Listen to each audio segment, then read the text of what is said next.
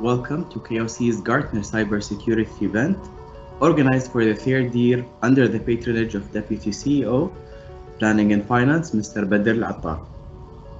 My name is Abdullah Sudal Anazi, Senior Public Relations Officer, and I'll be your host for today. First, I'd like to welcome you all attendees from different entities in and outside of Kuwait who are attending the event for the first time. And I would like to thank all our loyal attendees who have been part of the event success story in the past 2 years. Welcome again. Our distinguished guest speakers from different industries came today to share their success stories in achieving productive and fruitful partnership between cybersecurity and digitalization. Mrs. Abeer Khadr, Information Security Director at National Bank of Egypt, Mr. Kian Williams, Founder and Managing Director of Cyber Leadership and Strategy Solutions, Mr. Ahmed Safar, Team Leader Information Technology of Kuwait Gulf Oil Company. In addition to Mr. Tom Schultz, who is a Research Vice President at Gartner Research, focused on cybersecurity and risk management. He's a seasoned professional with an in-depth knowledge in information security. KOC leadership is continuously demonstrating commitment to its social responsibility to build cybersecurity culture and development of national cybersecurity capabilities by supporting cybersecurity initiatives with a vision to become one of the leaders in the domain to enable successful achievement of the company's strategic goals. With that said, I'm glad to leave the mic to Mr. Badr Al-Attar, KOC DCO Planning and Finance, to provide our cybersecurities event opening remarks. Ladies and gentlemen, distinguished guests, Assalamu alaikum wa rahmatullahi wa barakatuh. I would like to extend a very warm welcome to each one of you to the Kuwait Oil Company's third annual Gartner Cybersecurity event, an event that is being held on an annual basis, walillah alhamd.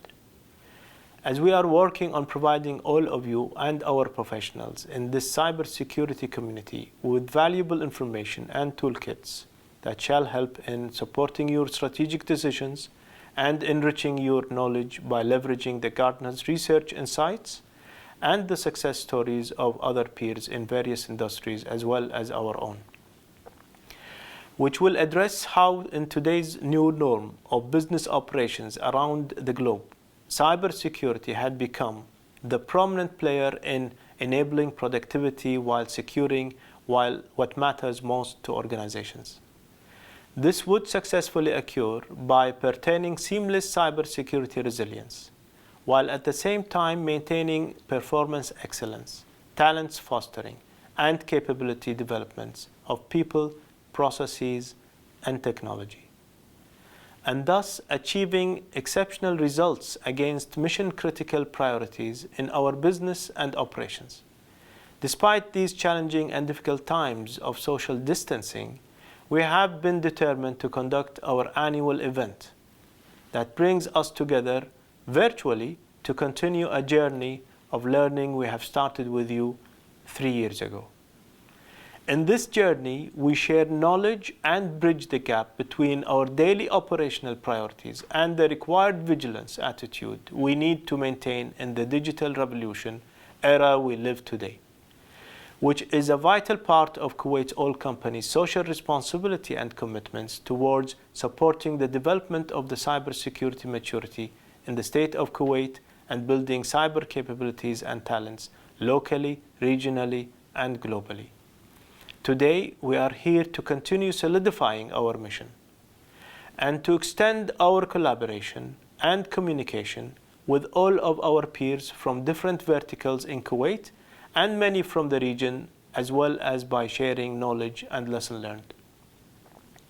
Nowadays, digitalization has become one of the most prominent topics, as the whole world is evidently facing technical and economic challenges coping with the changes happening due to COVID-19. That imposes several cybersecurity challenges and threats, which in turn is becoming one of the most critical risks for different organizations around the globe. And in this event, we are creating the opportunity to gain fruitful cybersecurity insights from both Gartner's global research perspectives as well as our esteemed peers and guest success stories that will enlighten our cybersecurity professionals on how to effectively become business enablers of the new norm, along with being the cyber defenders they have always been. And that's by building actual and robust partnership with organizations' stakeholders, starting with the business to legal, enterprise risk, up to commercial and procurement processes. With that, next norm does not become the next source of cyber risk, as security is weaved into the fabric of digital transformation, and our security professionals will be able to safeguard our business in an agile and resilient approach for years and decades to come. KOC was, is, and will always remain committed to connect with peers in the oil and gas sector, public and private sectors, and other critical national sectors through committees and forums that are established to collaborate in serving the cybersecurity goals to secure our societies and business, whether in Kuwait, our region, as well as the whole globe. With that said, we hope you enjoy today's learning journey and gain insightful and new perspectives that will enable you to be the business enabler and cyber defender whom we urgently need you to be. Finally, I would like to thank our esteemed subject matter expert speakers who joined us today from different parts of the world. Mr. Ahmed Safar, Team Leader Information Technology from Kuwait Gulf Oil Company, Mrs. Abeer Khidr, Information Security Director at National Bank of Egypt, and Mr. Kian Williams and founder of the MD of Class LLC, to share their organization's success stories. And also thank Gartner's distinguished VP analyst, Mr. Tom Schultz, for their continuous support and strategic partnership for making this annual event an ongoing success story we all celebrate and appreciate. Thank you.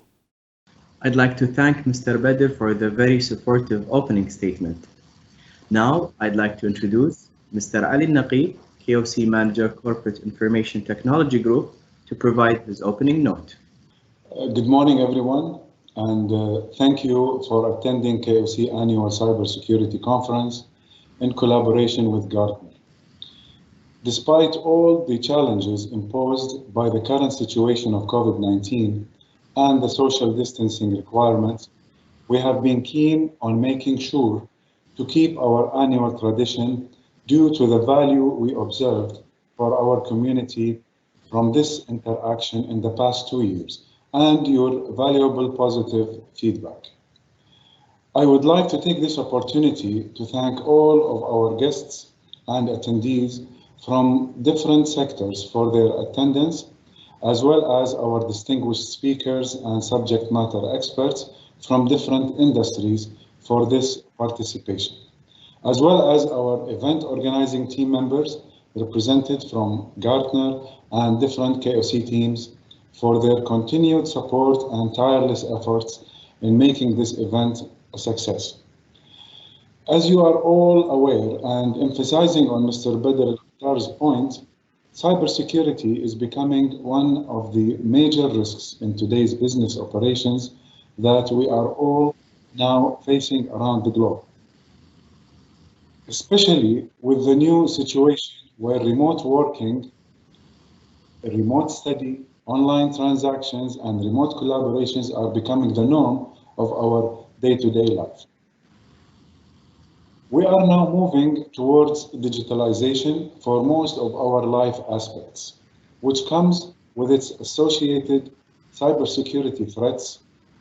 Accordingly, our culture and our understanding of the threat shall be up to the mark to ensure protecting our businesses, our financials, and our families.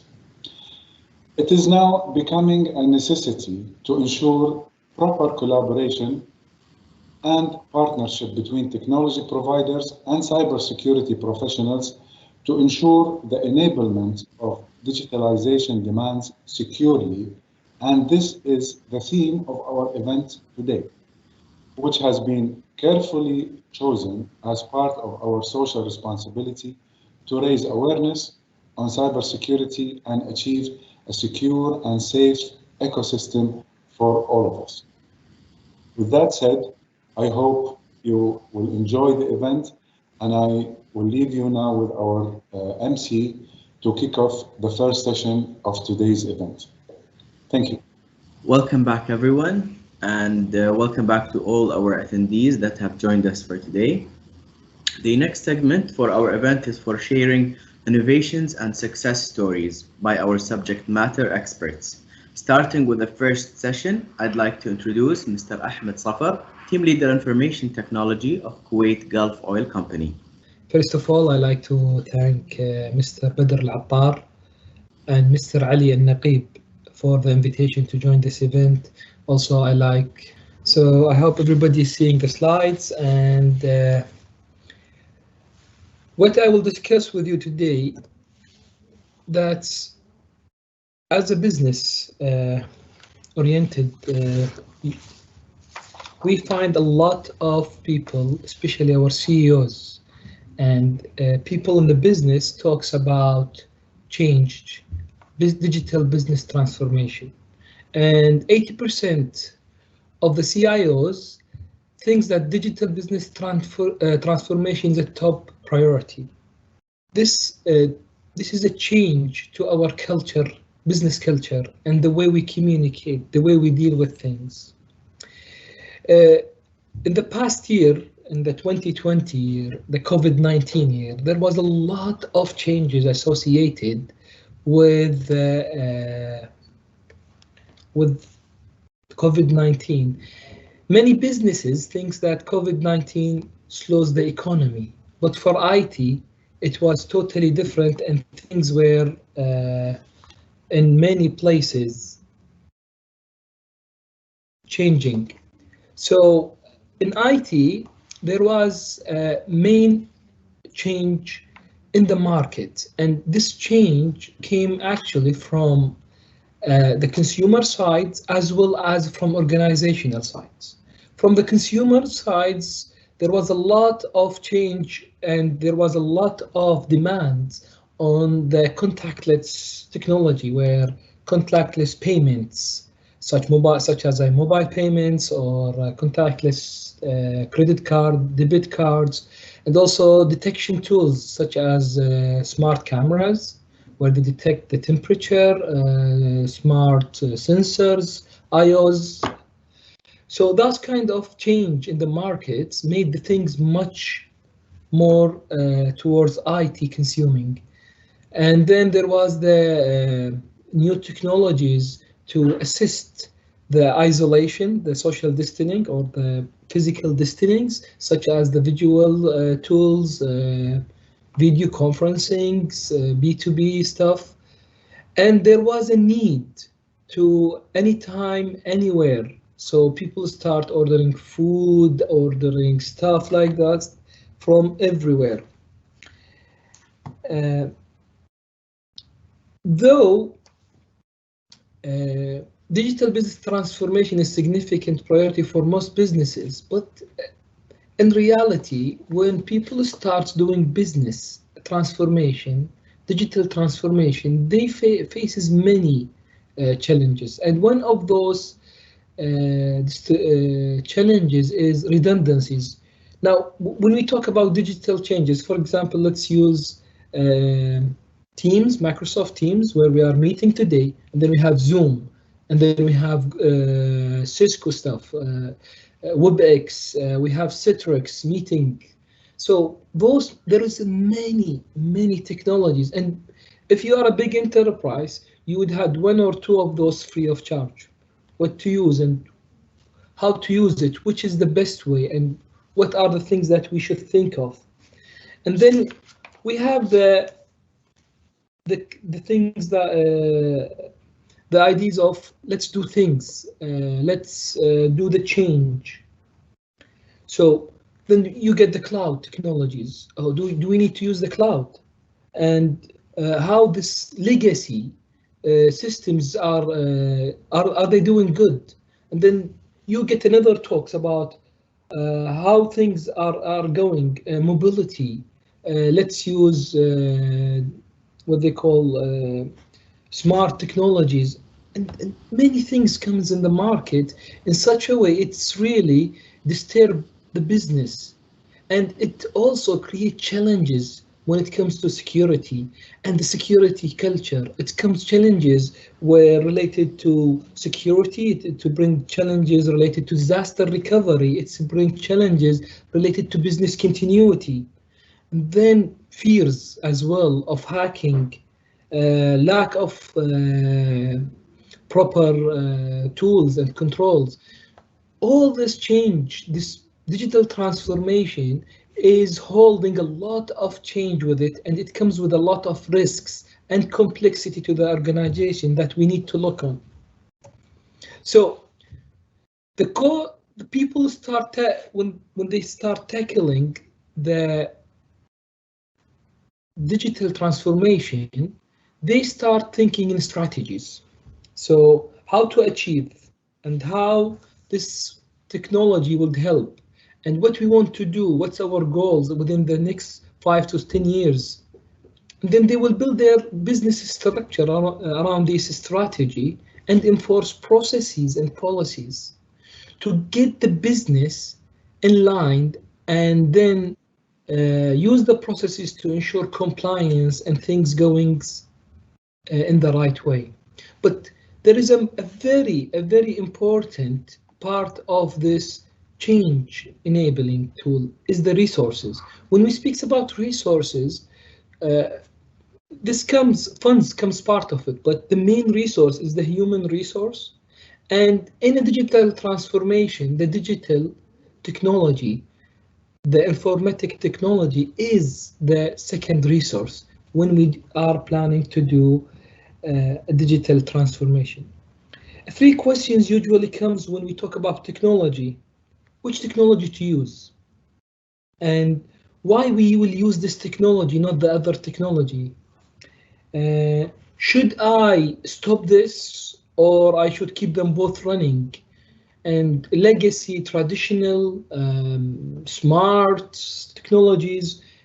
Then we come to another big issue that comes with the culture, this culture of change, which is related to human. Are they skilled enough? Are they knowledgeable enough? Do they know what we are trying to do? Do we communicate the change properly? And are they willing to accept it? There's a lot of things that we need to think when we speak about digital transformation and the impact of digital transformation on the culture. Now, in the business digital transformation, businesses get impacts, and this impacts comes because of the challenges associated with the type of transformation. Now, we used to do the business for a very long time in a certain way, and then IT came and introduced a new way of doing things, helping us to achieve more accountability, confidentiality, easy of access. We can get historization and all those kinds of things. But IT itself, the information technology, have become more and more associated with our life. Finding someone who's holding a mobile phone 10 years back, 20 years back, it will be very hard. But today, everyone have this. Let's say most of the adults. And then we have this challenges related to the technology selection. 4.0K, the new transformation, the industrial revolution. We have robotics, artificial intelligence, we have emotional intelligence, neural networks, increase of technology, of communication technology, 4G, 5G, WiMAX, and so on and so forth. You can't stop talking about technologies these days, and this is a lot of changes makes a big challenge how to maintain the security and how the security is impacting us. Earlier in the event, Tom spoke about Formula One. I really like the analogy, and he spoke that we need to be the brakes, the CISO. I don't agree on this part, but maybe we need to be the accelerator, not the brakes. However, when you see the technologies, they are really like a formula, and things are really changing so fast and so rapid. So what is happening in our organization, that these new challenges need a new way of dealing. And I like the word when he speaks about culture hacks. So what is the new way of dealing with these technologies is to build new habits. And this is a main part where you need to change the culture. So when you start with a new security, new technology, you will get new challenges, and you need to build the new security habits. For example, when we used to sign the documents by pen, we didn't need to check the authenticity of the document, because we knew that the document is signed by a pen and you can verify the pen and the signature of the person. But with the new technology, when I digitally sign a document, there's another things to check. It's not the ink anymore. It's not the paper. It's not the thread on the paper. I need to check the certificates. I need to check the time of the document. Maybe I need to put it in a tool to double check that this is an authentic document or not. Now, the habits associated with checking a document is changing. So when I want to, in a business, to build a new culture, first I need to build new habits. I need to teach the people the new skills of how to authenticate or how to deal with this new change. And then I will start telling them, please do this regularly. Here where is the motivation is very important. After I introduce this new habit of how doing new things, I need to make the team do it. It's not only individual. And the team to do this, they need to talk positive about those things. Tom also spoke in one of the questions about the negative way of motivating. Maybe it's good, but it will not help in introducing a digital transformation. People will hate it and they will build a resistance. In the digital transformation, you need to build a positive image and a positive environment that will help people to adopt this new technology and adopt the security changes associated with it. So when I introduce new technology, for sure, security is a main function in that, and it has its own way of doing it. If I used to use passwords when we were using computers inside our internal networks and our LANs. But if you want to use computers now, there is a lot of applications on the cloud or people accessing it through the internet. That means it is in the cloud. So the traditional way of having a complex password is not a good story anymore. Actually, I have many complex passwords. I can't summarize them all. People start writing them in notes, and in some of them they are putting it in their contacts. People start using bad habits to adapt to the technology requirement. When one-time password technology came to the markets, a lot of people prefer this because it is making their life easy. Then the one-time passwords help them to build the new habits, which whenever I want to authenticate, I will wait for a few seconds for the key, the one-time password, to come to my mobile, and then I will punch it in. I don't need to remember anything. So this kind of change help people to understand. And now the one-time password, OTPs, are very widely used because many people talk positively about them. And they say we don't need to summarize those complex passwords. We just need to pin in 4 or 6 digits inside the system. So that makes the things much easier. When the teams buys your IDs, they will go to the organization levels, and now everybody will start adopting this change and adopting the new habits. So when somebody send them a paper document, they will say, no, we want a digital document, and we know how to check it, and they know how to get this in the proper time. So this changes inside the community really helps. So usually to start a new habit, we need to focus on the users, on the customer. So in our organization at KGOC, we start introducing cybersecurity as part of day-to-day requirement. So cybersecurity knowledge will help you in running using your own mobile, when you're accessing your personal banking, when you travels, when you upload your family, your private data, such as pictures. So we start introducing cybersecurity as a need of the user, not the need of the company, because you need to build a need, and this need, if it is associated with the requirement of the user needs and his requirement and his day-to-day life, he will be much more interested. So we started long time back with introducing cybersecurity mainly on mobile, because users use mobiles. And those same cybersecurity concept propagate and goes to the business concept. So when you teach people how to use OTP, or how to check emails, or how to verify a web page, the same thing which they do for themselves, they will do it in the business. So if they knew how to do it for themselves, they will do it for the business as well. So usually people will come and ask you, do we need to know those complex things? Because when a cybersecurity expert will talk, he talks about gibberish, a lot of words that they don't understand, things that they cannot get, and they cannot comprehend. So people start thinking this is complex.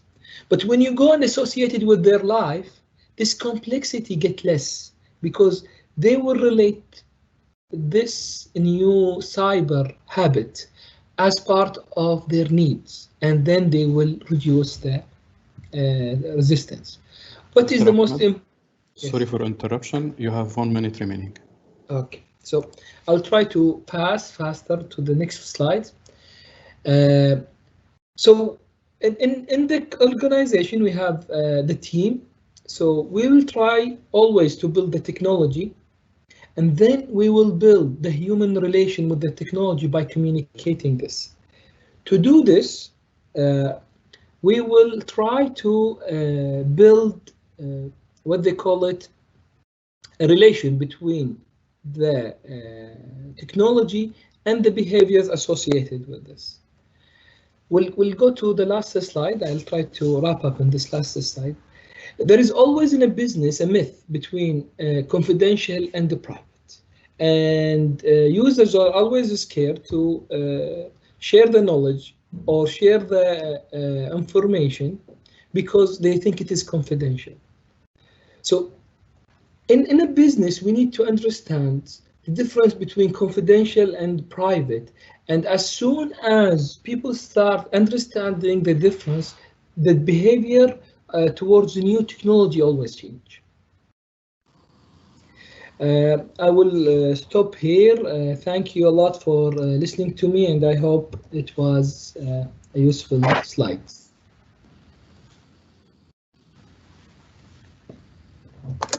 Thank you very much, Mr. Ahmed, for the presentation.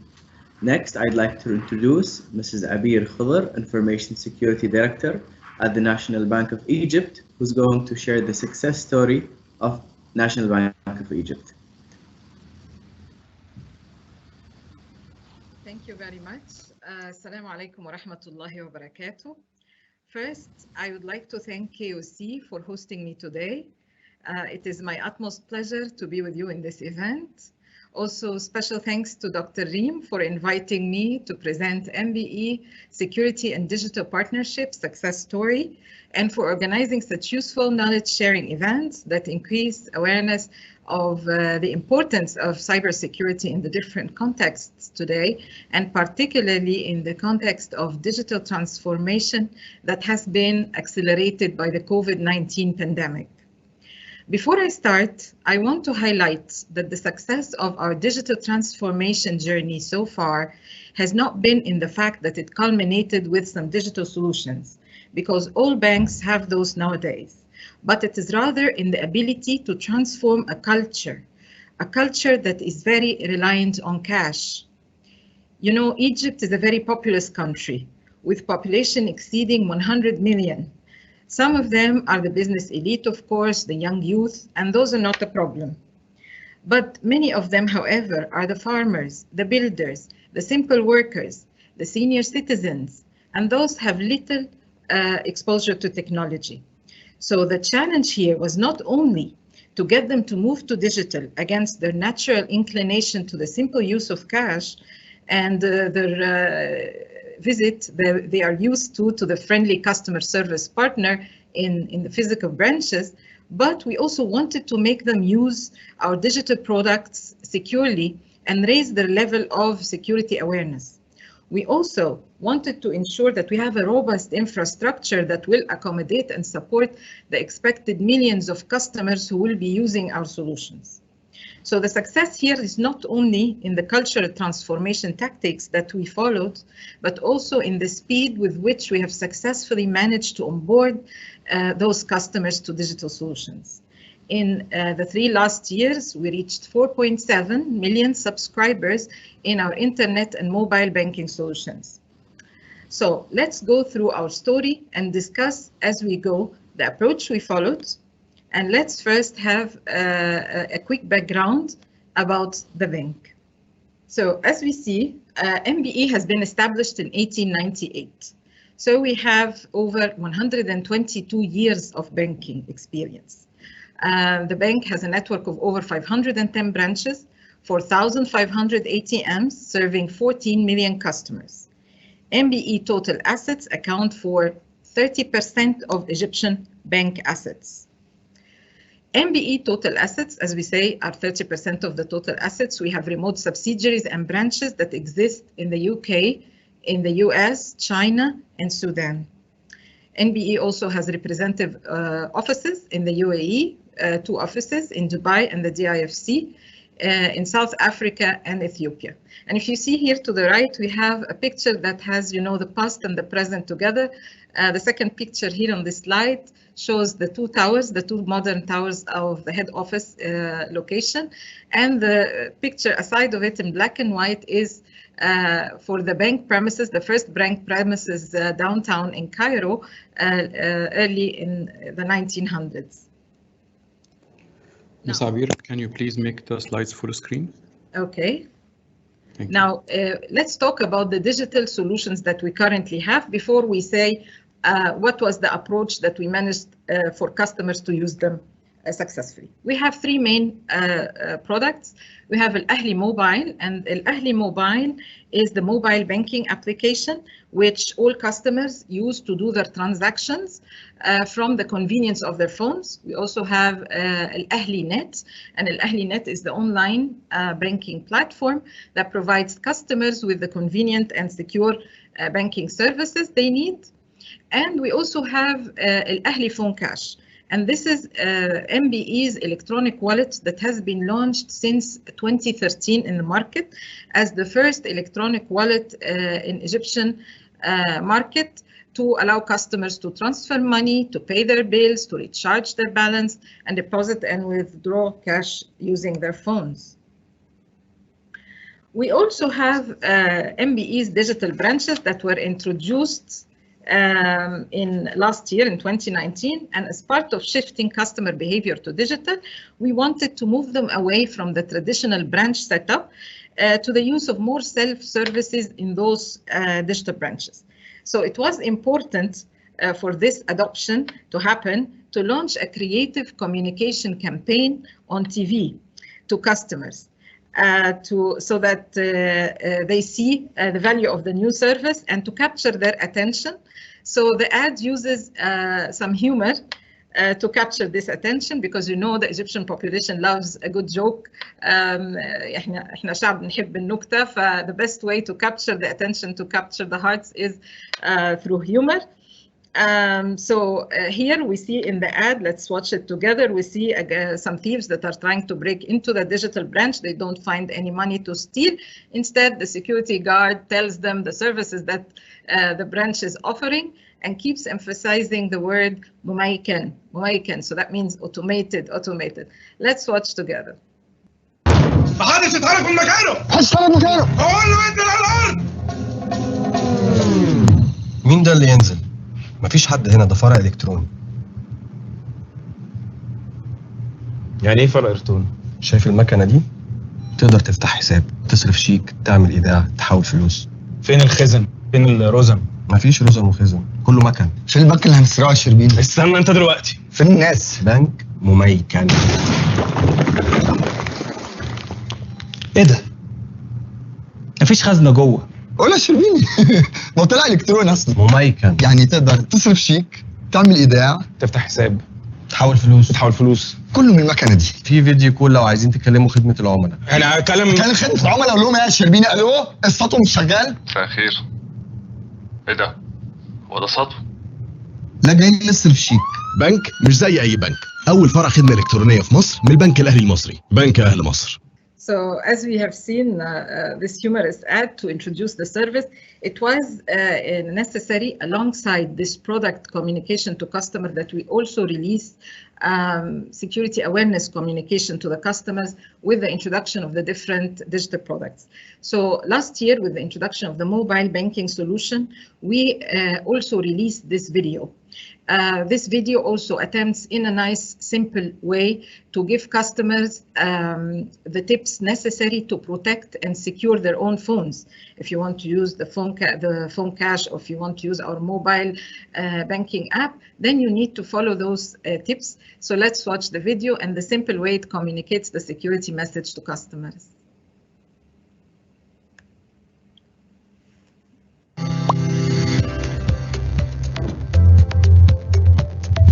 عشان البنك الأهلي المصري دايما بيهتم براحتك وأمانك، عملنا تطبيق ال NBA موبايل عشان يبقى معاك في كل وقت وفي أي مكان، وكمان خليناه يبقى متأمن ويحافظ على بياناتك. وعشان تفضل تستخدم الابليكيشن بكل أمان، بننصحك إنك تتأكد بنفسك وتخلي بالك من النقط دي. اعمل دايما تحديث للابليكيشنز، واظبط إعدادات موبايلك إنها تعمل التحديث أوتوماتيك. ووافق على رسالة تحديث النظام لما تظهر لك عشان تحدث نظام التشغيل. اتأكد انك بتحمل الابليكيشن من مصدر موثوق سواء جوجل بلاي او اب ستور. احمي بياناتك ومعلوماتك الشخصية بالتشفير من اعدادات الامان على موبايلك. وأمن موبايلك بكلمة سر ما يعرفهاش غيرك بالبصمة او بنظام تطابق الوجه عشان تحافظ على سرية بياناتك الخاصة. اظبط الموبايل انه يقفل الشاشة اوتوماتيك في اقل من نص دقيقة. واخر حاجة، ما تستخدمش شبكة واي فاي او يو اس بي ما تعرفهاش في اي مكان عام، لانها مش بتبقى متأمنة. حافظ على سلامتك وأمن بياناتك. البنك الاهلي المصري، بنك اهل مصر، تطبق الشروط والاحكام. So let's go quickly through the timeline of our digital journey before we talk about how we have done it together with the business. So the journey started in 2013, as we mentioned earlier, with the introduction of Egypt's first mobile wallet, the MBE phone cache. This then was followed by a series of modernization projects for our core banking, internet banking, and mobile banking applications that started offering more and more online services to customers. Then we had the expansion of our ATM network and the introduction of interactive teller machines in the new digital branches in 2019. Also in 2020, we had the subscription in Ripple's blockchain network for receiving and faster processing of remittances that Egyptians who work abroad send back home. Misa was then introduced in 2019 as the first Egyptian branded debit card. The point of sale, mobile point of sale networks were expanded to a larger number of merchants covering all governorates in Egypt. COVID-19 also brought about a set of self-services, additional ones that we provided to MBE customers online instead of having to physically visit the branches. So where do we stand today in terms of numbers? We have 4.7 million subscribers in MBE internet and mobile banking solutions, representing 34% of our customer base. As we said earlier, we have 14 million customers. 4 million subscribers in MBE electronic wallets out of the 15 million subscribers in the entire country, representing around 30% of total country subscribers. We also have 150,000 point of sale installed in different parts in Egypt compared to 100,000 deployed by total other banks, and this represents 60% of the total number of point of sale in Egypt. MBE was awarded by Global Business Outlook in 2019 as the best digital bank in Egypt. So did the digital transformation journey happen without any challenges? No, there were several of them. First, there was the diverse customer segments that included, as we said, the elderly people and the customers with little or no exposure to technology. There was, still a preference, a strong preference for a cash culture. There was even the challenge of trying to ensure an easy and simple customer experience to promote the reliance on digital versus the complexity that is introduced as well by the security features. You're shifting customers from not using technology at all to using the applications, mobile applications, and also understanding the whole process of credentials and setting up their one-time passwords, etc. And of course, there is also a trade-off or a balance between deployment to more devices, mobile devices, versus the security requirements. So what did we do? Here we have the different partners in the ecosystem of digital transformation journey for MBE. We have the digital banking teams, we have IT, we have cybersecurity, marketing and communication, and of course, compliance. So all those partners must collaborate in order for the journey to succeed. How did we start? We started off by breaking silos and communicating. We found that team building activities helped all the team members to learn how to play and execute and win together as a team. Management also kept iterating the message, we are one team with one goal. And our collaboration, as a matter of fact, started since the inception of the product ideas at the beginning, at the onset of the strategy, all the way to design, to implementation, to testing and deployment, and even later in the iterative enhancements of the solutions that we keep introducing in the market. And I'm sharing here some of the pictures. You may think those are some friends posing for pictures, but actually here I am, and I have beside me the head of digital banking, Ms. Inji Haraz. We have the head of marketing communication, Ms. Dina. So this was part of one of the team building activities. Last year, we traveled together, we had fun, and we played games. We have in the above picture IT teams, and we have in the bottom picture the head of our compliance, actually. So this is how we learned to collaborate and cooperate and work as one team. So I was in one of the conferences and I was faced with this question. Someone asked me, now, banks have always provided services to their customers and have always managed the needed core banking applications that provide those services. So what's new today, and why do you have all this sudden spotlight on cybersecurity in conjunction with going digital? Well, the answer is simple. Previously, we had one core banking system and one or two applications around it. Customers visited branches to receive their banking services. Online presence was minimal and limited only to informational websites. In that case, maybe perhaps physical security was more important to ensure that you don't have unauthorized access to your premises and data server rooms. But today, this situation is different because today banks offer their services through multiple digital channels that are run by systems and applications that are hosted inside and outside your premises. And this has introduced, of course, the multiple attack vectors and the multiple stakeholders involved in protecting customer data, including the customer himself. This has complicated the environment, and this had made cybersecurity more and more important. So what do we do in our approach? As cybersecurity, we reach out to the business to communicate. What do we communicate? We communicate three things. First, we tell them, we go through the basics. Why do we need to secure the digital products that they launch into the market? We have three main reasons. We want to gain customer trust. And in the case of our bank, a bank that has been existing for over 122 years, you need to maintain the customer's trust that has been built over the years when you move to digital. So implementing security controls increases customer assurance that you are doing your due diligence and your best to protect their data. Also, securing products will avoid reputation and financial risks. Regulators may impose fines if you don't comply with the standards, etc., etc. Also, securing the digital products will help business actually save costs and will shorten the go-to-market cycles that they hope to achieve. The second thing we communicate with business is the cyber threats. Yes, we do have to explain to them in more detail, a bit more detail, but without technical jargon, the cyber threats that we face today. And we try to simplify this across three dimensions. We first tell them about the external threats.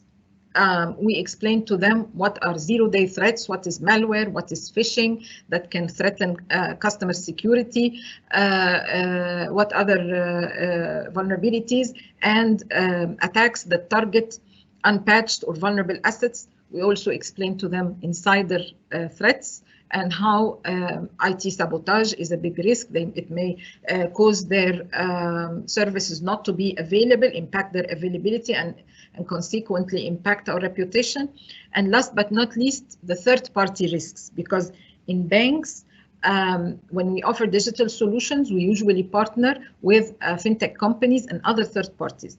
So third-party risks become of paramount importance, that we pay attention to API security, to the fact that we must ensure and get assurance over the security of those third parties.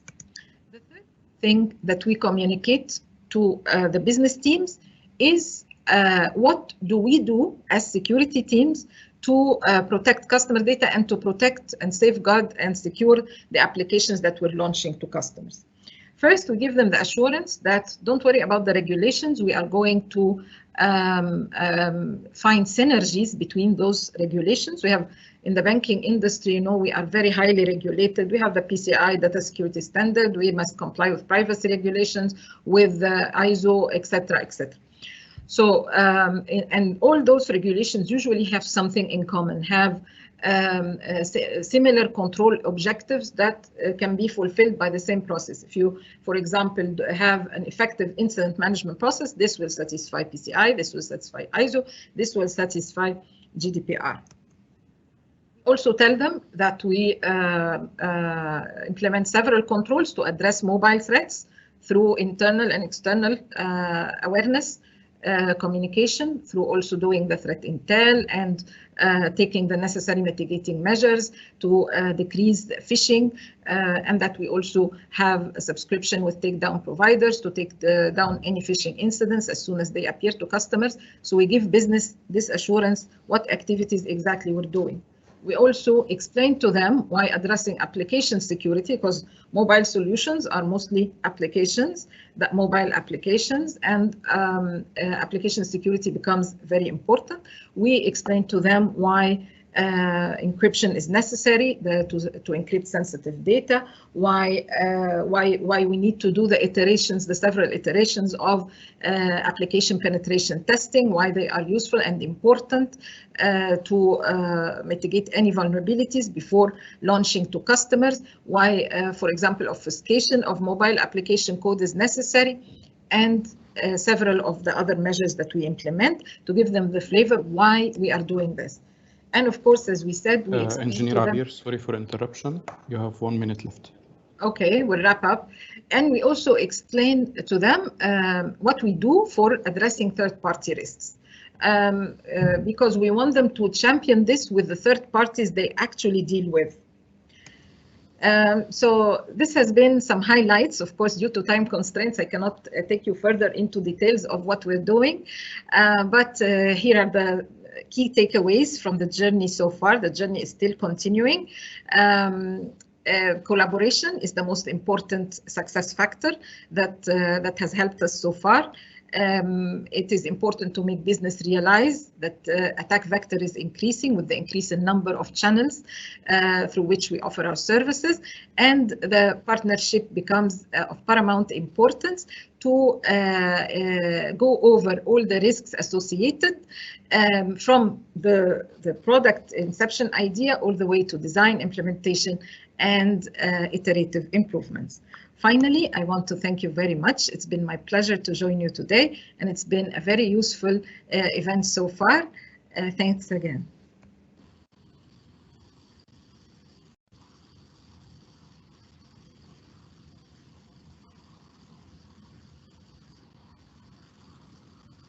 Thank you very much, Mr. Abeer, for the presentation about the National Bank of Egypt. Moving on to our third and last presentation for today, I'd like to introduce Mr. Kian Williams, Founder and Managing Director of Cyber Leadership and Strategy Solutions. Hey, thank you for having me today. It's an honor to speak at this event. It has actually been a privilege to work with KOC and many of its staff and team members and colleagues over the past few years as a friend, as an advisor, and for some of the staff, even as an instructor. This case study provides an opportunity to discuss the relationship between digital transformation, corporate culture, and cybersecurity. Everything that I'm talking about now is not based on what I do corporately, but is based on the 12 years that I spent at the Centers for Disease Control and Prevention in the United States. Understanding a little bit about the CDC is going to put some of this into context. And so when you think about the CDC, the story of the organization begins long before people were using technology to run the organization. The story begins on July 1st, 1946, when the Communicable Disease Center opened its doors and occupied one floor in a small building in Atlanta. The primary mission at the time was to prevent malaria from spreading across the United States.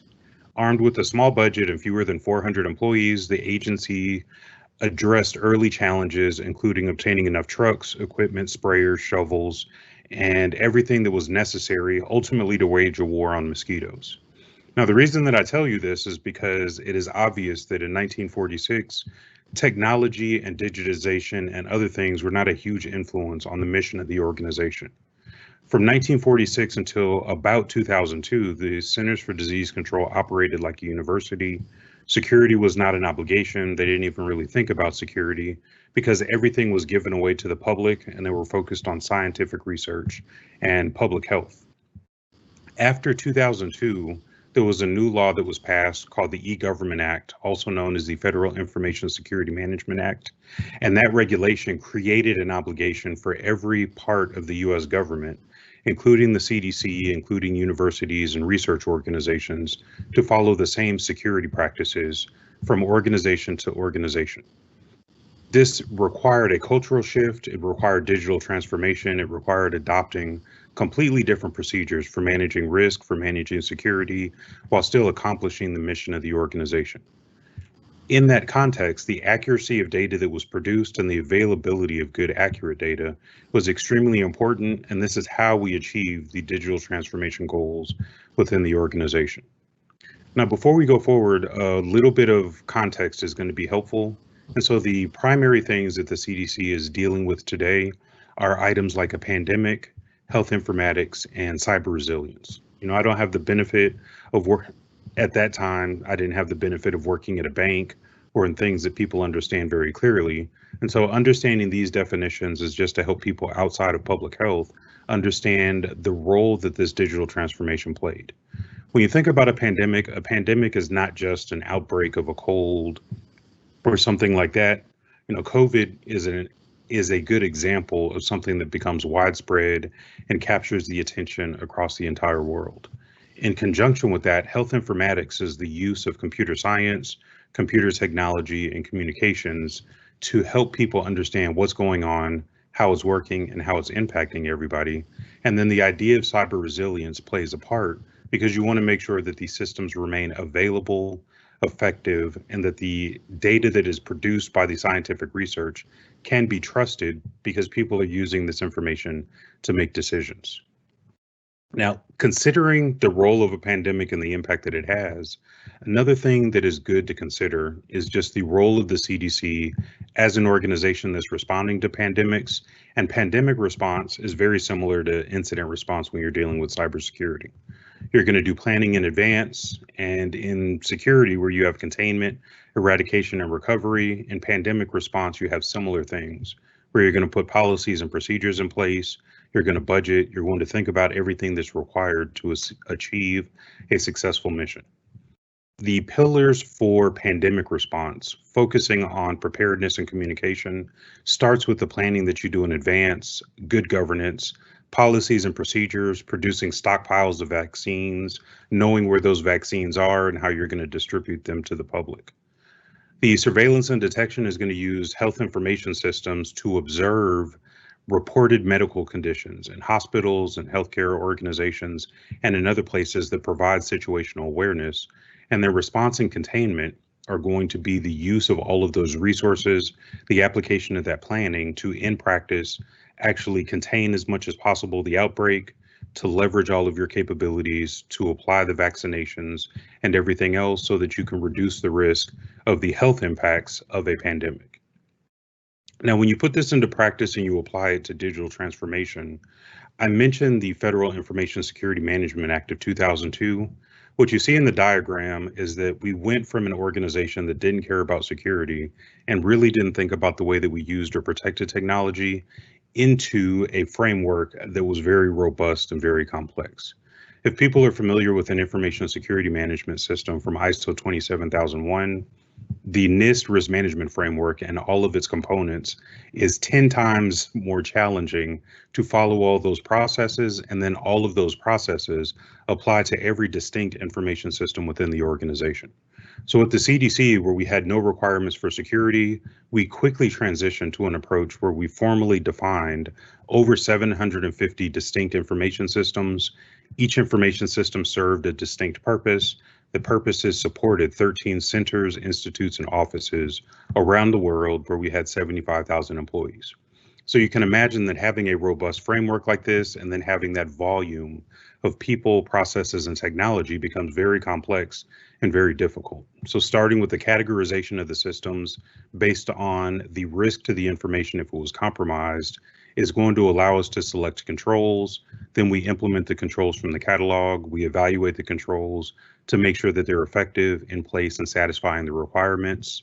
Because of governance, business executives have to authorize the use of each of the systems after we've done all the security work, and then we do continuous monitoring and reporting. And this process is repeated system after system within the Centers for Disease Control, but then all of our other counterparts within the federal government for the United States followed the same process.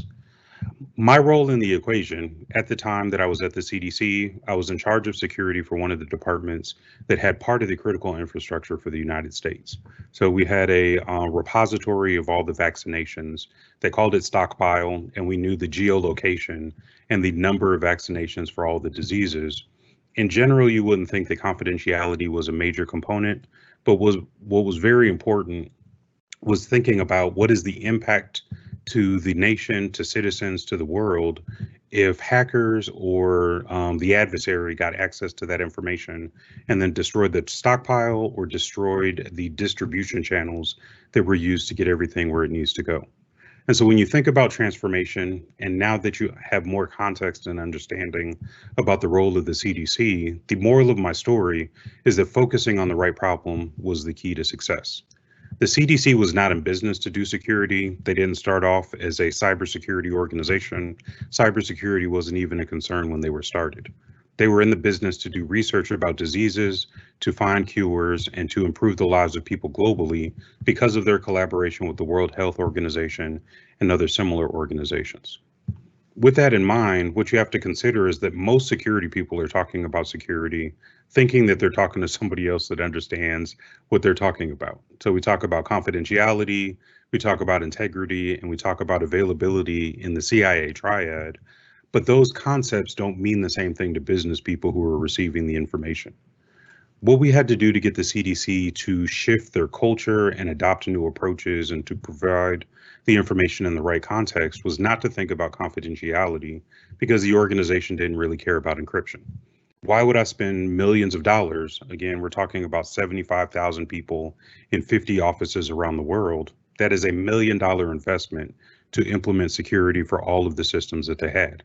So confidentiality was not a driver, but the integrity of the information, making sure that it was accurate, making sure the research wasn't tampered with, because any small change in the quality of the data for healthcare information influences the impact of the delivery of the services on the people.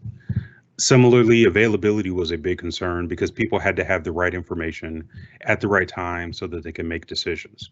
When you start getting into healthcare and you think about drug interactions and needing to look up information on the system so I can verify that if I give this person this vaccination but they're taking other medicines, is the result that we want to produce, improving their health, actually going to be accomplished? The CDC is very involved in sharing information with public health partners so that they're doing the right things. And so our equation, or our experience in this transformation, was really focusing on integrity and availability and getting the organization to buy into what does it take to achieve those requirements from a cybersecurity perspective, which ultimately allowed us to get the budget approved. And then we just did confidentiality. The business didn't care about it. We didn't talk about it, but it was something that happened because most of your security controls are going to satisfy all three requirements. The question was, what do we focus on in the conversation so that the business buys into the plan and buys into the strategy? Again, because we're talking about the CDC and public health, and because everybody is focused on coronavirus, this is a good example to talk about the importance of context.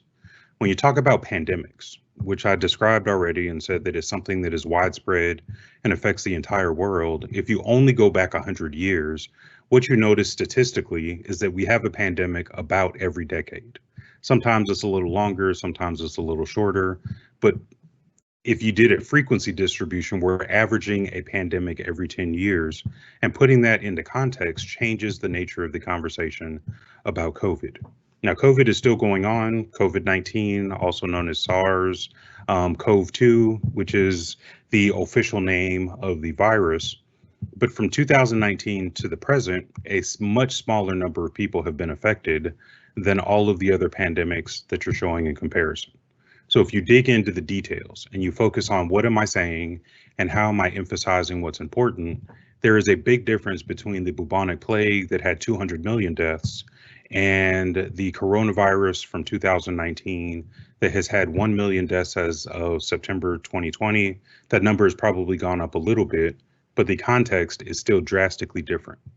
And so when you think about talking to the business or talking to your stakeholders or talking to non-technical business leaders who need to do something with the information that you're providing, the context of the conversation and focusing on the right problem is going to be important. Similarly, some of our other distinguished speakers have already talked about culture. Culture, by definition, talks about how you influence a company. It's the set of attitudes and behaviors and beliefs that drive their behavior. So if I have a strong security culture, then the organization is going to understand that limited investment in security is going to increase the likelihood of a security problem. But they also understand that investing in security doesn't prevent problems from happening. If we have a strong, a good, a mature security culture, they understand that the role of the investment is not to eliminate vulnerabilities, weaknesses, or incidents, but it's to help us respond faster, stronger, better, more efficiently, so that the impact of the event is reduced as much as possible. Now, in your organizations, if you're going to apply what I'm telling you, the way that you change culture within your organization, especially if your cybersecurity culture is weak, is to emphasize what's important. Again, we want to revisit what our other speaker said about rewarding employees whose behavior reflect what's important, discouraging behaviors that don't reflect what's important, and having your leaders from the top of the organization down to the bottom employee modeling the behaviors that you want to see in the workplace. The other thing that's important to think about is that all of this sounds great in theory, but putting it into practice, you have to document the results of what you're doing. Tom Clancy has a great series of books. They're great adventures. It's a good read. But related to our conversation, if you didn't write it down, it didn't happen. And so you have to think about, how am I going to represent this data using good metrics? For those of you who are in security leadership positions, one of the best tools that I've ever used is NIST Special Publication 800-55. It's a free document. You can just Google it, download it, use it. I reviewed it before I gave this presentation, but one of the great benefits of NIST 800-55 is that when you are documenting the way that you're doing your digital transformation and the way that you're changing your organization, you can categorize your metrics into categories that make a difference. Implementation metrics are focused on the security program itself. How well is it working? How is it aligned to the business? How are we going to quantify that and communicate it in measurable terms? The efficiency and effectiveness measures focus on the maturity and the effectiveness of the controls that you put in place. So if you're using ISO 27002, if you're using the NIST cybersecurity framework, the CIS controls, all of those can be documented and represented with the efficiency and effectiveness measures. And then the impact measures focus on the business consequences of security events, which often aligns very closely to your security operations center. If you have the right metrics documented, it's going to help drive business decisions, it's going to help you identify the budget, the priorities, and how security fits into the context of the business as the business is going from no computers at all to a client server to cloud services to whatever the future holds for us. You still have the ability to use the metrics to drive the conversation, to demonstrate that you're doing what you're doing. And so in summary, this was a quick conversation, not a deep dive into the topic. You can achieve your digital transformation successfully while supporting security culture and the goals of the business. The context of your conversation matters. You want to make sure that you put everything into the right context for the audience who's receiving it, not based on the person who's delivering it. Culture makes a difference, and metrics are going to help you provide evidence that what you're doing is working and is producing the results that you're looking for. At this time, I'll hand it back over to our Master of Ceremony. I appreciate your time and attention, and I look forward to the panel discussion that allows us to explore this more deeply. Thank you very much.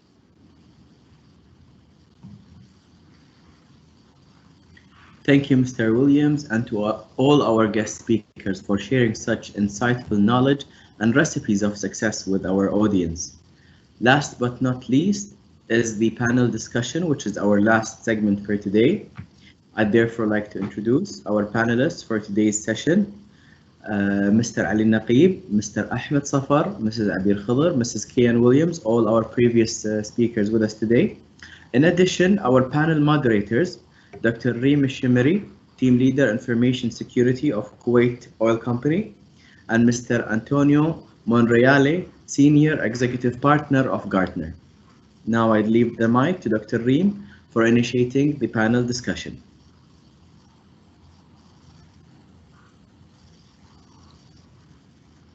Thank you, Abdullah. Assalamu alaikum and good morning. In relating to our KOC leadership commitment emphasized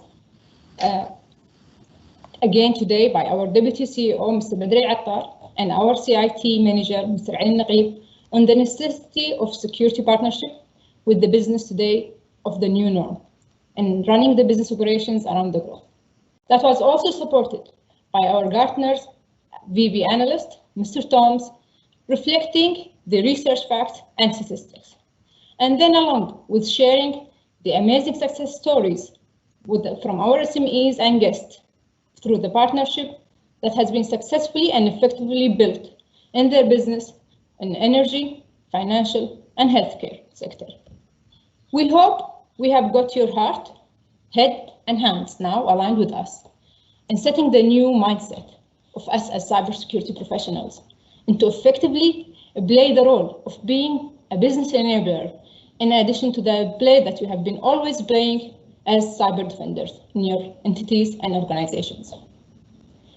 Knowing that cybersecurity had become the prominent player in enabling the productivity while securing what matters most to our organizations, it requires us as CISOs and cybersecurity professionals to put on the hat of that partner, in addition to that guardian hat. We will tap today in this panel discussion on a deeper insights and different perspectives on how security and transformation partners and work well together. We will also look at how we strategize this partnership and how we implement it for the success of the organization. We will also tap on how to bridge the cultural disconnect that we all suffer from in today's operations and organizations. And we'll also look at how we mature and nurture this partnership in going forward. Starting with the first question, and this goes to you, Kian. From your own perspective, how would you define the role of strategic planning when it comes to this transformation of digital era? And why is security is now being under the spot and looked at as a critical component in that equation of success? Great. So Dr. Reem, thank you for giving me the opportunity to show off. Strategic planning is one of my favorite activities, and I think it's a thing that a lot of technical people can develop more understanding about. When you're doing strategic planning and you go up one level, the idea with strategic management is that you are going to develop a plan, identify in that plan the sequence of activities that need to take place so that you can produce the product, service, or result that you're looking for. And so with that definition, strategic planning is really just the part of the process that helps us identify what are we doing, where are we going, and how are we going to get there. And if you think about that as the goal, or that's part of the process that we're doing, it's important to think about how are we going to maintain confidentiality, integrity, and availability in conjunction with whatever digital transformation we're doing. One of the things that I've seen professionally since I've been doing this a long time and I'm gray around the edges is that organizations are constantly going through some type of change. And when they're doing the change, they can't just adopt new technology without understanding the impact. And this is where security makes a huge difference. If we're going from Windows for work groups to Windows NT server to client server solutions, all the way to the cloud, what is fundamentally going to be the same is the business process. How do we push a button? What action is going to be produced? What are all the details that make it happen? The business process is still the process. The outcome is still the outcome. It's important that security is part of that conversation to make sure that when the result is produced, whatever the requirements were for confidentiality, integrity, and availability, that those requirements are still met with new controls that satisfy the requirements in a new environment. If security is not part of the conversation, that's not going to happen. And that's when you often run into problems.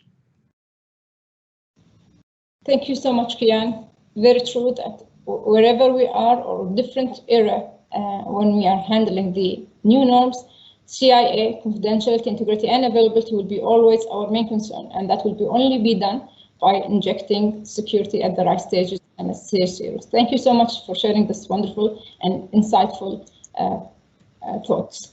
Up to you, Antonio.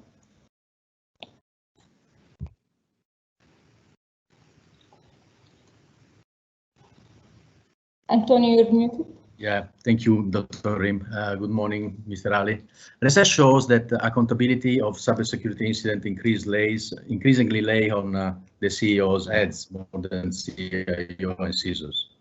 For example, between 2012 and 2017, in 21 cybersecurity incidents covered by major news, 36 of non-IT executives were fired or resigned or lost significant compensation, of which 12 CEOs and only 5 CIO and 5 CISOs.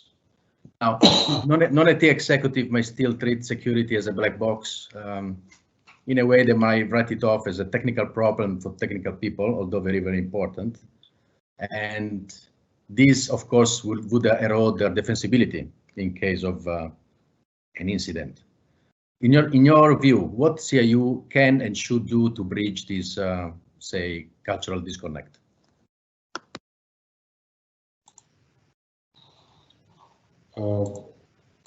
Thank you, Antonio, for this is a very important question, and actually it's a pain point. Cybersecurity is everyone's responsibility in the organization. And it is significant that top management leads the way to define the importance of cybersecurity. You know, cybersecurity ventures predict that cyber attacks will cost $6 trillion globally by year 2021. And the average cost of an individual data breach is $3.86 million. So with that said, no company and no business leader at any level can afford to look the other way. However, it is a constant battle between business investments leading to profit and security investments leading to cost. The CIOs, along with the CISOs, have to play a significant role to bridge this disconnect. In my opinion, it is not a one-day task to bring the executive management on board, but a journey. Few activities CIOs can support the CISO to get the buy-in of the top management, such as making sure to speak their language, the language of the leadership, while explaining the risk arising from cybersecurity. For example, explain how cybersecurity can impact the bottom line profit and continuity of the operations. These are the two most important pillars for the leadership or the top management, especially say in the oil and gas, profit and continuity of the operations. The CIOs should support the CISOs to establish strong communication channel with the leadership. In K companies, we have established a strategic cybersecurity committee that address the cybersecurity capabilities and framework at the KPC group level. Ensure involvement of leadership by establishing KPIs related to cybersecurity for everyone in the organization. In KOC and all other K companies, we have established a common cybersecurity KPIs for top management, and it is cascaded down to all employees. Conduct regular awareness for leadership on their roles and responsibilities towards cybersecurity risks and relevant processes. In KOC, we regularly conduct different types of cybersecurity exercises, such as drills, walkthroughs, and simulations involving top management to ensure awareness of risk, impact, and consequences, and to practice, at the same time, to practice incident response decision making while in a safe environment.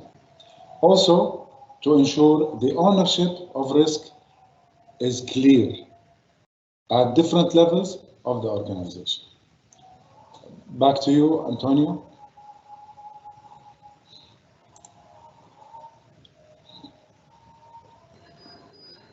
Antonio, your mic is muted.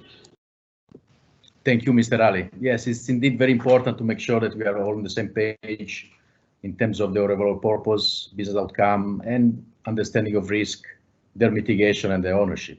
This takes, of course, a lot of effort from CIO and CISOs in becoming advisors, consulting, educating and leading, and leading by example within IT and with the business. And with that, I pass to you, please. Thank you so much, Antonio. So after sharing these amazing success stories, Ahmed and Abeer, which I highly congratulate you on achieving such wonderful success in very difficult times. I'm really keen here to hear your insight on how did you manage to integrate security in the strategic phase throughout these success stories? What were the barriers when you have encountered them? We can hear your insight, Mr. Ahmed, and conclude with Ms. Abeer. Go ahead. Thank you, Dr. Rim. See, when we speak about security, security is the main function in introducing any system.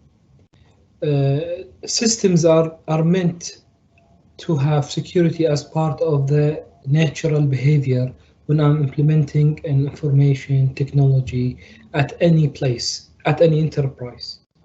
When we speak about small businesses or personal stuff, security maybe is not that matter there, but in big enterprises, such KGOC, we always studied the security as part of any new deployment. And we knew that there, with the new technology, there's new risks, and we started building our new contracts, new documents around those new risks to address them. So new technologies, new risks, a new way of dealing with them. That's the way KGOC is doing it. And the main barrier we usually face is the behavioral change, and whenever there is a behavioral change, there is a user resistance associated with this. And here where we start building new habits and new culture for the people to adopt the new technology with the new security practices. That's from my side. Thank you, Mr. Ahmed. So new culture, new risks, and new technologies. You adapt and agile. Abeer, with all these success stories and showing us the wonderful ads to communicate to people, how did you really inject that strategic phase in your success stories, and what were your main barriers while doing that? Thank you, Dr. Reem, for this question. So integrating security in the strategic phase for us started out by building the credibility and trust with the business teams. They need to see that you too, as a CISO, have a strategy and a program for protecting the business and that it maps to international frameworks. So once credibility is established and we have started the communication channels between us, trust will build. I also find that the team building activities that we mentioned earlier are important, a very important tool to foster communication and collaboration through learning to play as a team together and win together. This ensures that security is always invited to strategy and product inception discussions. Along with the good communication, it is also vital that the proper governance structures are in place. So CISO should be an essential member in change advisory boards, technology steering committees, to ensure that there is a structured method and process of always knowing of the new projects that will happen in the organization and changes and important changes in order to work with the business on proper design that will shorten the time frame of implementation of those projects and the testing and ensure the faster go-to-market dates they are looking for.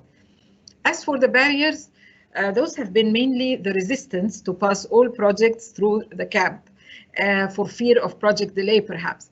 However, with the management support and enforcement and with the value demonstration to business of the value they get from the review from different peer stakeholders, this resistance is almost non-existent today. And it's worth highlighting that though overcoming the resistance barrier is a process that matures with time, it still requires patience and, of course, strong management support to enforce it. Thank you, Dr. Reem. Thank you so much. Very true that having the CAP plays a critical role in enabling the cyber and becoming a partner and successful in that. Where you can really inject it at stage 0 or security by design. And that wouldn't be happening without the leadership support and enforcement as well. Thank you so much, Ahmed and Abeer, in sharing these wonderful insights. Back to you, Antonio. Thank you. Thank you, Dr. Reem. Mr. Abeer, thank you for the very interesting presentation. Now, considering that you have already a business and digital reach strategy, which indeed embeds security deep in its fabric, and then you have actually completed a major part of the transformation. When the wheel hits the road, what have been the key success factor of the actual execution, and what are the roadblocks that you found, and for us to be aware for organizations undertaking similar programs? Thanks, Antonio. So as I just mentioned, proper governance structures will help you learn of all the new digital initiatives on time. Also, strong communication channels will ensure that your business and digital teams will share with you their plans and execution details. Now, this conversation should not be one-sided. And just like they share with you as security team their plans, you too should share with them the risks you see and suggestions for security enhancement of the proposed products. And you need to explain to them those risks in details, but of course in business terms, and refraining from going too technical. Also, an advice to everyone, please don't use FUD. FUD is, fear, uncertainty, and doubt tactics. So instead of scaring the business by saying, oh, we don't know what will happen if you insist on doing so and so, and this will jeopardize our reputation, etc., etc., because this inability to properly explain cyber risk in some quantifiable or logical means will negatively impact your credibility as CISO or security team with the business, and it doesn't get you or get the organization anywhere. Instead, always try to find solutions and alternatives. If it cannot be done in a certain way because it leads to a certain security exposure, then propose something that works instead.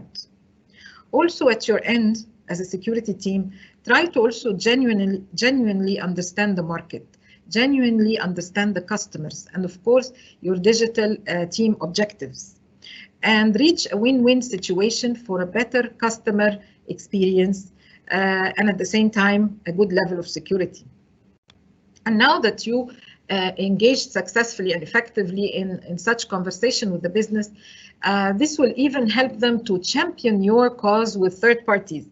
And as we said, most new digital solutions involve the use of a third-party fintech provider. So your business team will now have become your ally. They will lead on your behalf the discussion communication with the third parties, insisting that they fulfill your required security measures and provide you with the needed SOC or service organization control reports, the assurance reports requiring the fixes that you ask for the vulnerabilities identified in penetration testing, etc., etc.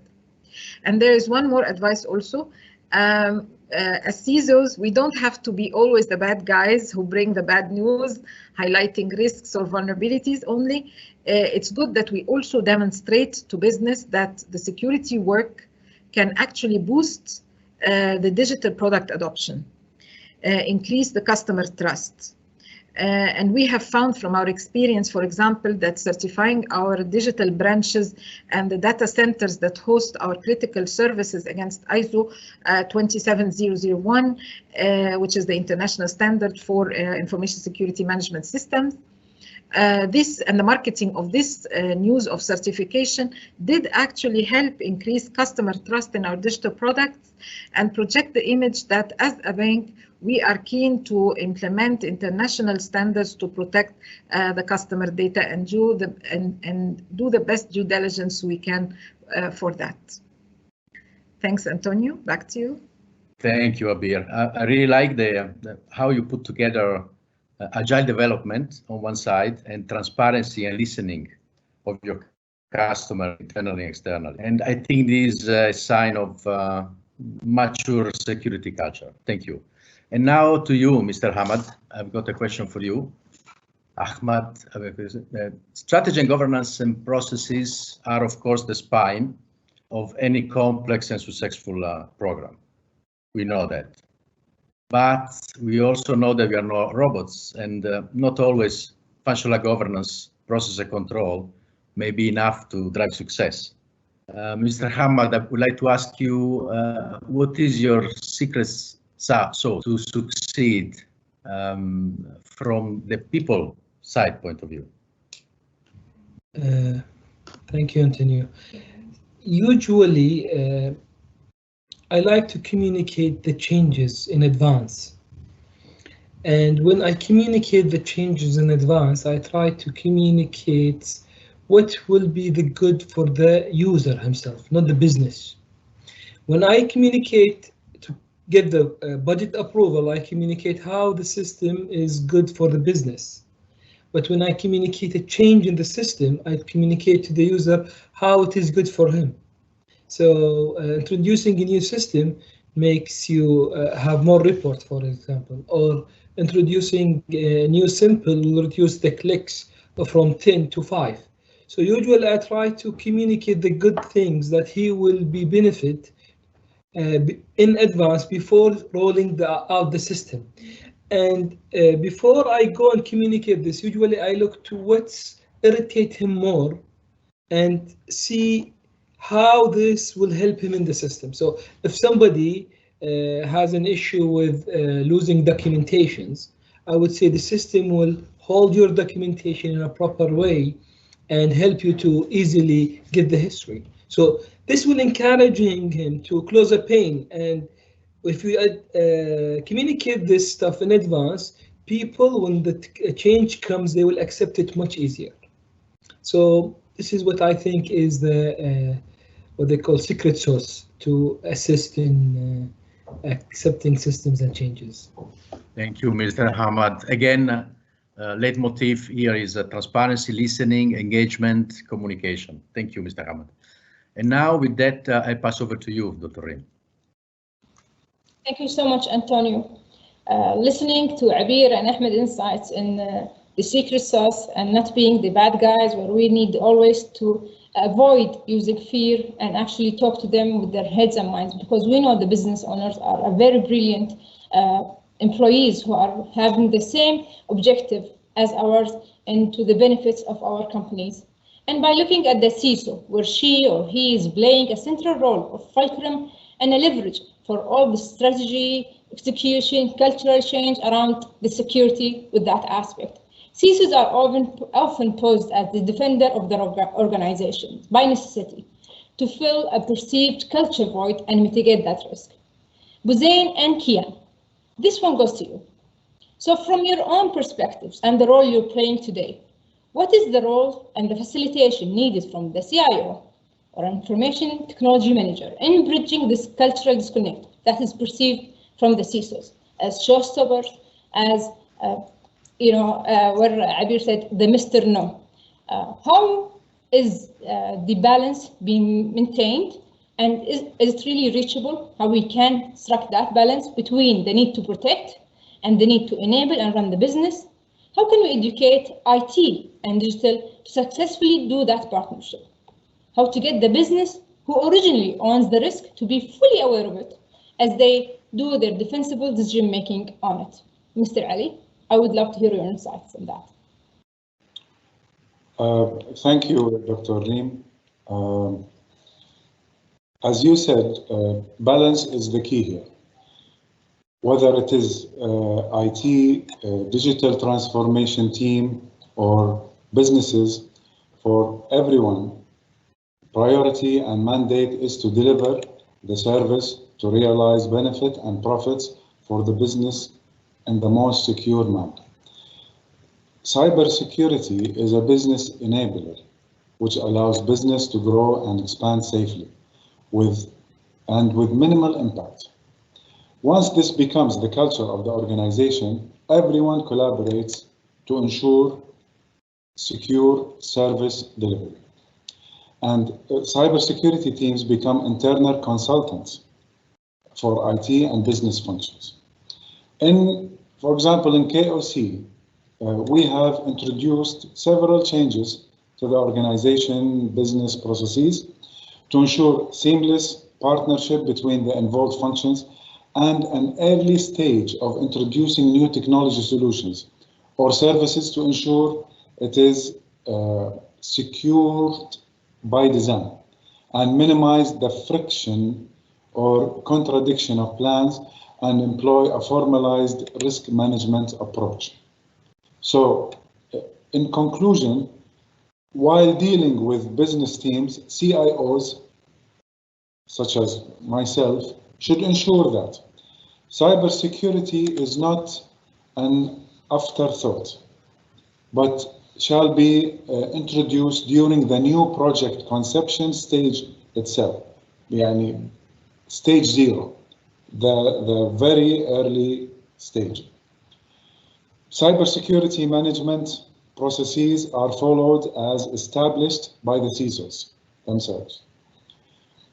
At the same time, the CISOs shall do the education and awareness for the business stakeholders on security issues and how to meet business goals. Establish shared KPIs between organizations' functions, business, IT, and cybersecurity to ensure proper ownership of risk across the organization and have an indicative measure of the overall organizational cybersecurity capability. And finally, making sure to have a clear definition of the risk ownership. The risk owner is always the asset owner, the project owner, the business owner, as ultimately they need to approve the risk mitigation actions at the end. Back to you, Dr. Reem. Thank you so much, Hussein, for this insightful answers. I believe we have captured in your answers many practices that we have adopted in KOC, where it really made us as cybersecurity enablers and cyber defenders. From your own thoughts and perspectives, Kian, how do you see that CIOs can bridge that gap? Well, I think one of the things that Mr. Ali said is very important. If people didn't take notes, they really should write this down. The asset owner or the business owner is the person who owns the risk. And so it really comes down to the relationship between the CIO and security and the business, so that within that relationship, the CIO and security are helping the business owner understand what decisions need to be made and what's the impact of the decision. You know, when I talk to boards of directors about security, most of the people on the board are financial people, and the context of the conversation is really about disruption avoidance and loss prevention. And so we're talking about security, but we're not using the word security. We're saying what is necessary for us to avoid some kind of operational disruption or some kind of loss as a result of financial penalties. You know, if we're dealing with GDPR, there's a fine associated with that. Everybody is excited about GDPR because you might realize a penalty of 4% of your global revenue because you're not satisfying a requirement. When the business hears that, they're not thinking about security, they're thinking about, we don't want to spend 4% of global revenue, so we're going to spend some portion of our budget to avoid the losses or the costs associated with that. And so that's good context to put it in.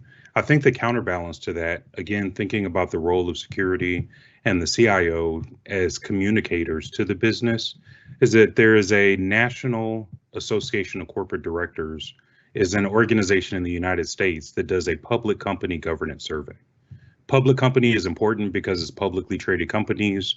It's also important to recognize that this is only publicly traded companies based in the United States, but their survey in 2019 in Q4, so the new one hasn't come out yet, but the Q4 study said that 61% of corporate directors on the board admitted that they were willing to compromise on security to achieve business objectives, and only 28% would prioritize cybersecurity above everything else. And so thinking about the communication, how important it is, if more than 60% of the board is willing to compromise on security because of a business driver, they really do have to understand what is the result of their decisions. What kind of disruption are you going to realize? Is it a factual statement that you're going to lose more by not investing in security rather than trying to achieve the short-term business outcome? You know, fortunately, good culture in good companies is going to counteract this, but if people are left to do whatever they want to do without any guidance, without any guardrails, then they're going to lead to their own destruction. And that's found in results of surveys like this that reinforce how important it is for everybody to have a good relationship and for good culture to drive the behavior of everybody within the organization. By mentioning the word drive, you have actually reminded me of a line where it has been said that it's before the business was the one who drives the vehicle toward these successes. Now it's co-driving between the cybersecurity and that business, where they are both co-driving together. I believe that was a metaphor for the partnership. And yes, if he drives solely, then they will be driving toward their destruction. Thank you so much, Kian and Mr. Ali, for these takeaways and golden, which really I highly recommend that you take notes of that. And back to you, Antonio.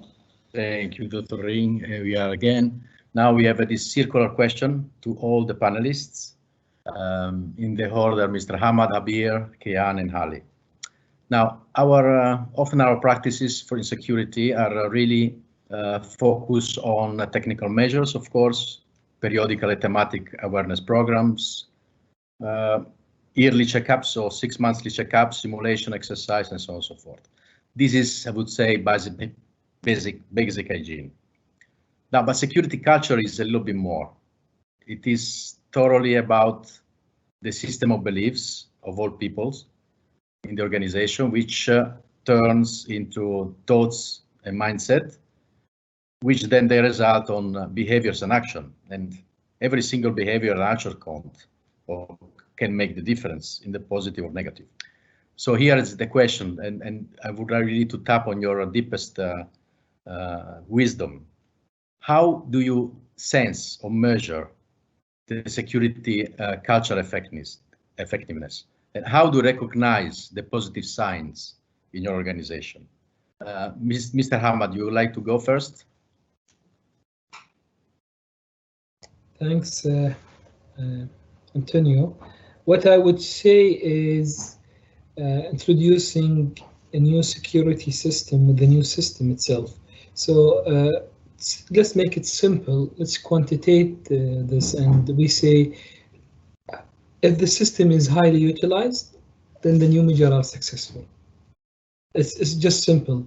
And if it is, if the security setup was so complex, your usability will go down, and you will see that less users use the systems. So this is my point of view. Usually, this is how we measure it at KGOC. Thank you, Mr. Hamad. Mrs. Abeer, how do you measure or see or sense the security culture in your organization? What are the things to look for? Okay. So, of course, there are certain KPIs that will measure the secure culture effectiveness, like the prompt reporting to security team from employees about threats or risks they encounter in their daily work and during interaction with customers, the number of policy non-compliance incidents, the average scores employees get in their awareness quizzes, their performance during the phishing simulation, etc., etc. And how those KPIs improve over time. So those are KPIs. However, it is when we start to see the employees championing security is when we feel really that there is a transformation in the culture. When employees start question, for example, the presence of strangers in restricted areas in the premises and actually stop them, when they emphasize to customers the security features in our products on their own, when they send us concerns of privacy in personal applications that they use in their phones. It is with this behavioral, it's also when I sometimes, we have over 20,000 employees, and I see so many of them on social media, and I sometimes in groups and Facebook groups and all that, and I find that some employees are actually correcting others when they share, some information that they may see. They tell them this may sound too a bit sensitive or a bit confidential, don't share that. So it is with these behavior occurrences that you sense the positive signs of the secure culture. And it is at that moment that we must always encourage and reward such behavior to promote it and across all the organization. So that's my take in this. Back to you, Antonio. Thank you, Abeer. Really, the power of seeing your employees championing, that's really very, very strong one. Yeah, this is what I was looking for. Now, Mr. Kian, what in your experience is something you can consider as a positive sign of mature security culture? Well, one of the things I had on my slide was a culture wheel. And so if we look at this through the glasses of a sociologist or a behavioral scientist, culture, if it is healthy, if it's good, if it's doing what it's supposed to do, is represented by greater community amongst all the participants, knowledge and stories, a shared language, traditions and rituals that everybody agrees with, techniques and skills, the arts, food and drink, and values. And so if we put all of those items on the wheel together and we put it in the context of dancing, we're all going to be dancing to the same music. You know, we're going to go to a waltz, everybody is going to waltz. We're going to go to a rave, everybody's going to be jumping around and having a good time. But you can sense how well the culture is operating based on how well people dance. You know, if we're planning to be at a rave and it's electronic dance music, but you have two people in the corner doing the waltz, then they're disconnected from the reality that we're facing, and it represents that there's something wrong with the culture or the way that we've communicated, either communicated the music or the goal or the objective.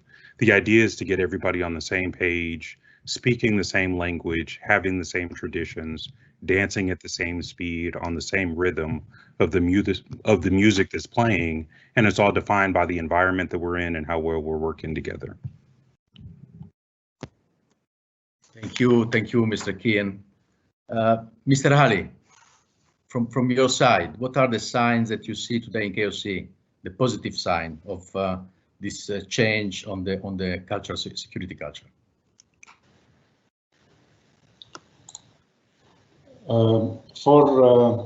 Thank you, Antonio. For the organizations which are in either establishing the cybersecurity culture or in the process of maturing, they will start with yearly awareness, annual awareness, and will move towards regular simulations and exercises for their staff to ensure that awareness is continuously provided. However, as the organizations mature, a number of signs can tell or can help in sensing the effectiveness of the security-aware culture, as we call it. In KOC, employees have a very high sense of ownership and accountability due to the nature of the oil and gas industry. As you know, they are familiar with very stringent HSSE requirements. Cybersecurity is no difference. In KOC, we make sure to communicate user roles and responsibilities towards company cybersecurity in our awareness messages.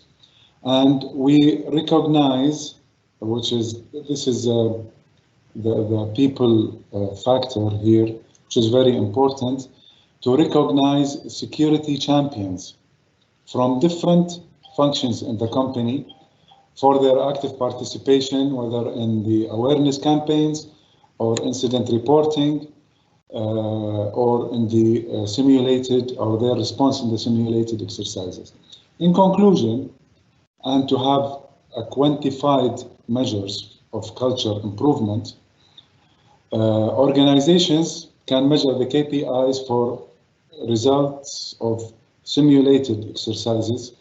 For example, phishing, click rate, reporting of incidents, etc. Measure the percentage of incidents resulting from neglect or carelessness incidents, number of policy violations, staff participation in information security campaigns, and finally can be the outcomes of the employee surveys of the cybersecurity. Thank you so much, Antonio, Tom, and our esteemed speakers and panelists, our leadership, and Mr. Ali and Mr. Badr Attar. We also thank our esteemed guests who have been firing our questions and answer and chat box with amazing questions, showing us that our audience is from different industries. We did our best to cater in this event different perspective. We had the financial, we have the energy, and we have the healthcare systems, and of course the leadership perspectives with the presence of Mr. Ali Naqib, as well as the Gartner's best consultancy and researchers. Hoping that we have addressed many of the concerns that you have in back of your mind as cyber defenders. We really hope that you will be putting soon that heart of business enablers, where our whole nation as Kuwait, or even the whole region and the whole globe, is adopting the new norm. Let us be those business enablers. Let us be those successful partners in the formula cars, where we're really having the speed and the most fastest cars with the biggest brakes. I believe we can do that. I believe many of us have done that already, where we have today shared these success stories and these insights. And we always, as KOC, will always commit to this cybersecurity community to be always there with you. We'll never retreat from helping, enriching your insights, and giving you all the toolbox you need to be more effective and more active cyber defenders and business enablers. With that, we conclude, and we thank you so much for your interactive. Hopefully, we'll be able also to address your questions and reaching out. And back to you, Abdullah. Thank you, Dr. Reem, Mr. Antonio, and Mr. Tom for the panel discussion today. And with this, we conclude the KOC's Gartner Cybersecurity third event. And we hope to have met your expectations and achieved our objective of supporting the cybersecurity culture. Thank you, ladies and gentlemen, for your attendance, and looking forward to see you at next year's event. Thank you very much.